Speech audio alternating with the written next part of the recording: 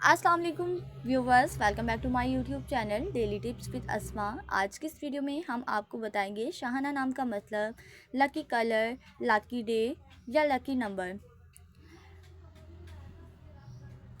शाहाना नाम का शुमार लड़कियों के नामों में होता है। शाहाना एक इस्लामी नाम है। शाहाना नाम की इब्तदाई तारीख फ़ारसी ज़ुबान से निकलती है। शाहाना नाम की लड़कियों के लिए खुशकिस्मत नंबर 6 माना जाता है। माहिरीन के मुताबिक शाहाना नाम की लड़कियां बहुत ज़्यादा रहम दिल होती हैं। शाहाना नाम का मतलब है शाही शादी का जोड़ा। शाहाना नाम की लड़कियों के लिए खुशकिस्मत दिनों में मंगल और एतवार का दिन शामिल है। शाहाना नाम के अफराद के लिए मुवाफिक रंगों में जिंगनुमा, सुर्ख और सफ़ेद रंग शामिल है। शाहाना नाम के अफराद के लिए मुवाफिक पत्थरों में पुखराज पत्थर शामिल है।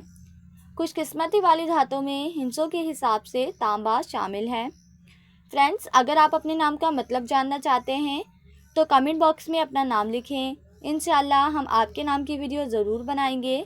अपना ख्याल रखिएगा। Thanks for watching. अल्लाह हाफिज़।